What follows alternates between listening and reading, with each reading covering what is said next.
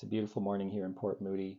The snow is falling with a gentle but vigorous finesse that could only be achieved through millennia, millions of years of ecological evolution.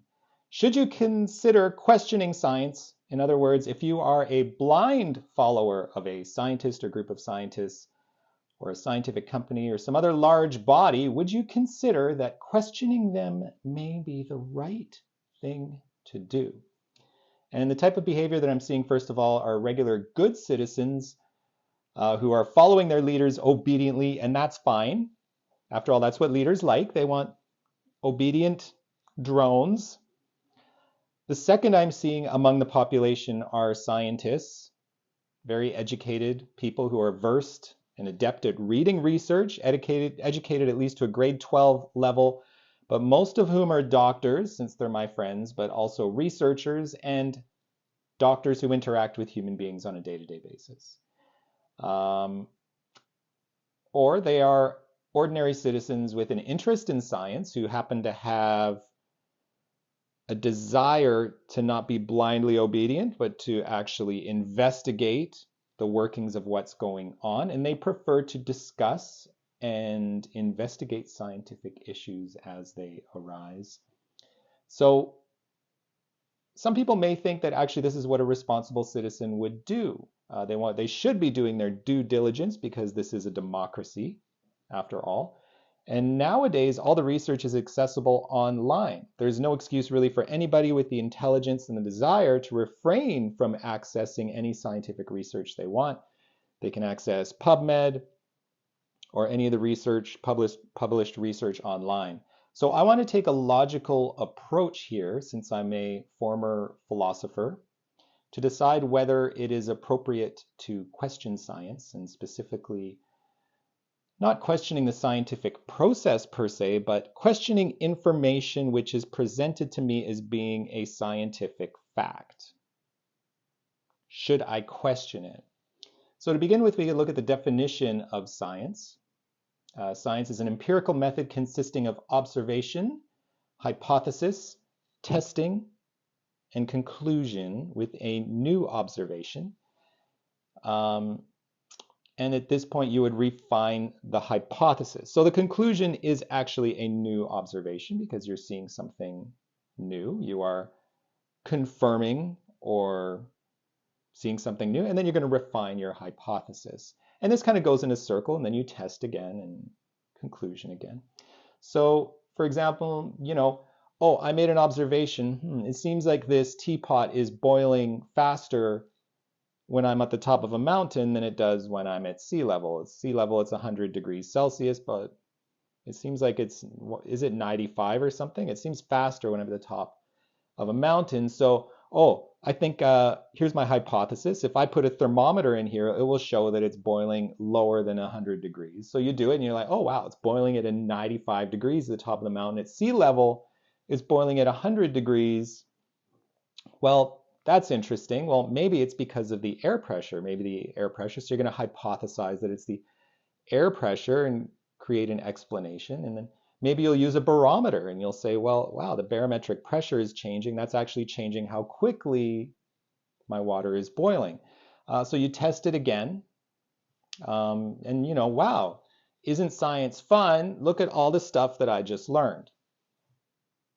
So now we can see that testing is a definitive part of science, not just a part of science. It is, if we don't do the testing, then science doesn't exist. And I think we can agree on that. So if we look at the definition of testing, testing is examination to determine information. And a question is, if we look at the definition of a question is words expressed to determine information. So we can see the similarity here, what questioning is and testing is. Now the problem is questioning is often confused with doubt or dispute, which is incorrect. And I will elaborate that in a minute. But first, I want you to agree that questioning and testing are really the same thing. You can see that questioning are a key part of the anatomy of science. In other words, if you do not question scientific facts, then science will no longer exist. It's in the very nature of science that it be questioned and that we become versed in how to ask and answer these questions, because when we answer the question, we're able to exceed in providing the information that was determined in the scientific process. And more importantly, they are an avenue for discovery, because new questions results in new tests. So when you have the truth on your side, these questions are typically easily answered. Or you will get new questions and it becomes a conversation. The questions are part of the conversation where we have new discovery. And the questions aren't always easily answered. Ideally it would be, but it's still the responsibility of the scientist to present the information upon questioning and to accurately present the experience of the scientific process. So typically this is going to be like scientific papers that you see online. You're able to go in and actually look at the whole process and see, well, what did they actually do to come to this conclusion? And sometimes in a paper we will find, they came to this conclusion. Then when you actually look at the workings of the test, you may find a flaw and you can have an explanation. Well, I think they're hypothesizing one thing and saying a theory based on the data that they collected, but sometimes there's interpretation there, but you can see the whole process. Really, when a paper gets published, they're not publishing whether the conclusion is true. They just want to see that the facts are all presented, and then the people who collected the data will present their conclusion based on those facts. But you have the ability to go in and actually read everything, and that's the beauty of that. The title sometimes can be misleading, even the conclusion can be misleading, but you always have that freedom to go in and analyze what they did and question it. A question is not an attack. A question is simply a request for information. And if you are a scientist, then you will have that information, or you will get excited by the idea of not having the information, having something new to explore. So there are a few questions that naturally follow when we say, yes, they should be questioned. Now, what if we know that something is true? What if there's a scientific fact presented, that you know is true? Should you question it? And also, what if an authority, that is somebody who's more qualified than you or myself, telling us something that we're less qualified, should we then question what they tell us? So these are two questions, two scenarios that I want to address. So to address the first question, what if we know that something is true, should we question it? So the first thing I want to clarify is that it's often a friction point. Questioning is not the same as doubting. The doubt is a feeling of uncertainty or a lack of conviction. So doubt may actually have no place in science. It implies that you have a feeling or a desire for a certain outcome, and you have to have that desire for an outcome if you have a feeling of doubt. And the idea of doubt actually takes away your impartiality, because by nature you're going to want to prove you are correct. And if you're being objective and you're doing an experiment, then there's no room for doubt. You can have an expected hypothetical outcome, but doubt is far too human. It's not the right word. So let's say you doubt that the water is going to boil sooner at higher altitude. So first you test it, then you doubt it's true, then you're going to start coming up with ideas like maybe my thermometer is broken. Or when you roll dice, you may doubt that you're going to roll a 4. Well, if you doubt that, then what do you actually believe you're going to roll? Well, you can't doubt that you're going to roll all of them, because you are going to roll one of them. So doubt means you're going to have a prediction, not a hypothetical understanding, a hypothesis, but you're going to have this sort of human expectation or wanting for a certain thing to happen. Um, you want to look at things from more an observational side. So compare this to the observational question. Oh, one of the numbers will occur on the die. Which one is it? After the dice rolls, then you're going to observe, oh, it's a 4. The observation is noted. It wasn't a success or a failure. The only success was really the fact that you had a question, you answered it, and you observed it. And questioning may also be confused with dispute. A dispute is a disagreement, an argument, or debate.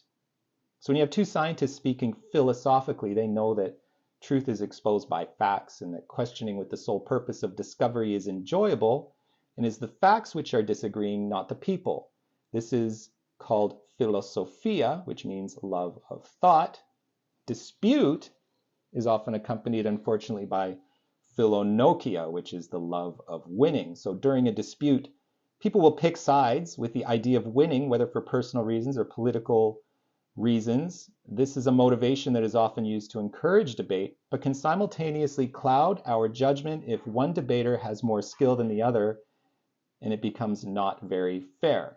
And as a philosopher, oftentimes you will pick a side and enter a debate with the express purpose of destroying the other person, even though it's something you may not philosophically agree on. And I've done that where I've worn a hat and then gone to the other side and worn a different hat and won at both sides. But really, when you are investigating and creating formulations for different ideas on both sides and answering questions, this becomes a philosophia, more of a discovery, which is where science ought to be, but people are often more motivated by winning. So to address the first of the two follow-up questions, should we question something that we know that is true? So let's answer this. Let's have some fun. Let's go deep and question even the simplest observation for which there is little or no doubt or dispute. So 2 plus 2 equals 4. Must I question this? So I got into a philosophical discussion with an SFU economist who wasn't a philosopher, as far as I know, but about whether we needed to question not just science in this case, but everything. And in this case, we used 2 plus 2 equals 4. So we both agreed that we need to question everything, but there are some things which you no longer need to question once they are answered. So in this case, 2 plus 2 equals 4 was the question. Some things are accepted as a fact, and we accept them and we don't waste our time questioning it so we can move on to the next discovery. And of course he's right. We don't need to dispute whether 2 plus 2 equals 4. But eventually we will reach a frontier where discoveries are questionable. They become esoteric. But to truly stress the topic, I decided I needed to argue that 2 plus 2 equals 4 was in fact questionable. In fact, you needed to question it in order to confirm that it is true. First of all, 2 plus 2 equals 4 is an easy problem, and we know it's quite logical. Yet, and I know this because I recall teaching this to my kids, there was a day when we had to count this out. We used marbles, we counted on our fingers. 2 plus 2, 1, 2, 3, 4. Eventually, this became unconscious. We became unconsciously competent at it, and we learned, yes, 2 plus 2 equals 4. And we learned this and confirmed it. And when we see it, a small amount of dopamine rewards us, and we observe with satisfaction that indeed 2 plus 2 plus 4 is true. And at some point, you will just see 2 plus 2 plus 4, and it just looks and feels right. Compare that to 2 plus 2 equals 5. When you see that, it just feels wrong. You have a different feeling, maybe even angry. It's ridiculous. It's absurd. My friend argued, and I'm paraphrasing, he's saying that 2 plus 2 equals 5 does not exist. 2 plus 2 equals 4 is embedded in the mathematical truth of the universe, and it exists without us. And I agree that the universe follows mathematical patterns. And mathematics, however, is a language. It's a language that's created by us, and it's applied to the real world. And that in that application, it's subject to error. But my point is that to see something true, you have to have a question and an answer. And without the question, you're really blind. So to answer the original question, should we question science before we accept it? Well, we are the observer, and we have to question it in order to observe it. It needs to be confirmed by our own individual language and system of understanding, whether that system is logic or mathematics or ethics. So this is your calculation based on the languages and the rational skills that you use for your personal framework of experience that's unique to you and ultimately to each of us.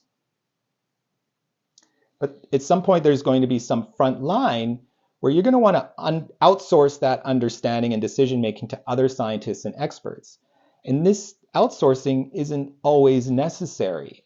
For example, when I was afraid of flying, the first thing I did was study how to fly in an airplane. I investigated the airports that I was flying to, and then I looked at the flight safety statistics and the checklists and the governing bodies that watch over the maintenance of aircraft, the metals that are used in the building of the aircraft, and this made me more comfortable. It was a very scientifically rigorous process, but in doing so and receiving clarity, it was the most successful sales process because, for lack of a better word, because simply I was given access to the truth and to the facts that addressed my personal concerns. So at this point, I was able to look at what was happening and see that everything that was happening as I was going on my trip, on my flight. Everything was going as predicted. Everything was normal. If something looked wrong, however, if I saw a panel in the airplane being held together by duct tape, or the aircraft was, pitching more or less than normal, then I would start to worry. I don't just close my eyes and have blind faith and feel comfortable. That's a lot more difficult for me. So this brings me to the second question. Should we believe something just because an authority told us it is true? And there are a number of common argumentative fallacies. So these are patterns that actually defy logic. And one of the most famous ones is entitled appeal to authority. This is when someone claims that something is true simply because it was said by a person of authority. And this concept is so old that they have a name for it in Latin, argumentum ab auctoritate. In other words, just because you're smarter than me doesn't mean you're always right. So logic dictates that even if you are an authority, you must still present a logical rationale for your argument. You have premises, which are easily seen as true, and you have conclusions that you can produce from these premises. It doesn't matter who says it. It could be Einstein or it could be written on a bathroom wall. It still needs to be proven in order for it to be logical. So nowadays, we all have access to scientific literature. In fact, we have access to scientists online speaking. We can even read through entire scientific papers. We can watch university classes. And I think most people can understand most papers. Some papers actually appear to be deliberately confusing, which is another matter altogether.